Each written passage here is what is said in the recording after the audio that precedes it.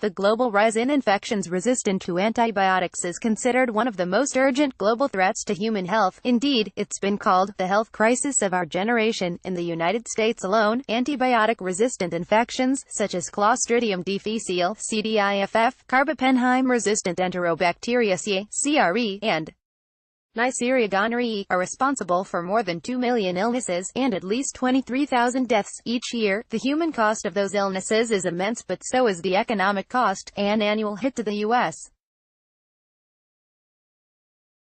economy of $20 billion in direct medical costs and $35 billion in indirect costs, such as lost workdays and productivity, according to the Centers for Disease Control and Prevention, CDC. One of the many factors behind the rise in antibiotic-resistant infections has been the inappropriate prescribing of antibiotic medications to patients. A 2016 CDC study found that about a third of all antibiotics prescribed in U.S. doctors' offices and hospital emergency rooms are unnecessary. Most of those unneeded prescriptions, about 47 million in total each year, according to the CDC, are being given to patients with viral and other non-bacterial illnesses that don't respond to antibiotics, including colds and the flu, and most coughs, sore throats, stuffy noses and ear infections. There's evidence that a public health campaign to educate both physicians and patients about this issue is working, at least a bit. The health insurer Blue Cross Blue Shield reported last year, for example, that the rate of outpatient antibiotic prescriptions among their patients declined by 9% from 2010 through 2016. That meant, however, that a still large percentage of the antibiotic prescriptions given to Blue Cross Blue Shield patients in 2016 to 21% were unnecessary. Dual responsibility. So, who's to blame for the continued overprescribing of antibiotics? Doctors? Patients? Both, according to a recent study published in the journal Medical Decision Making.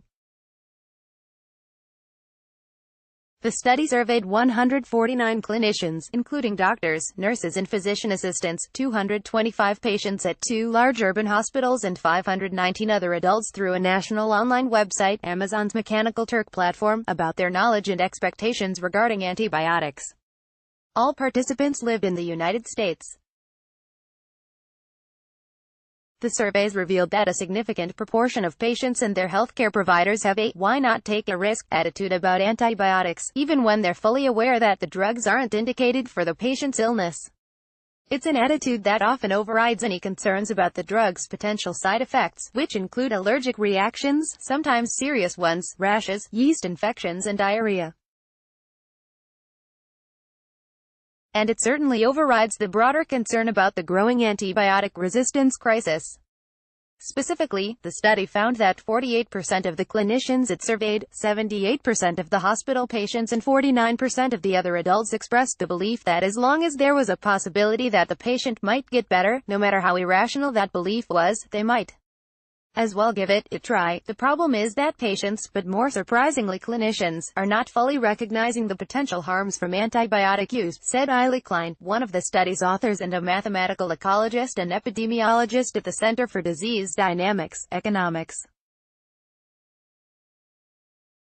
Despite the fact that approximately 20% of patients can get some sort of side effect, this does not seem to be as important a factor in decision-making as one would expect. Needed a different educational strategy. These were small surveys, of course, and therefore their results may not reflect attitudes about antibiotic use in the broader population, either among patients or clinicians.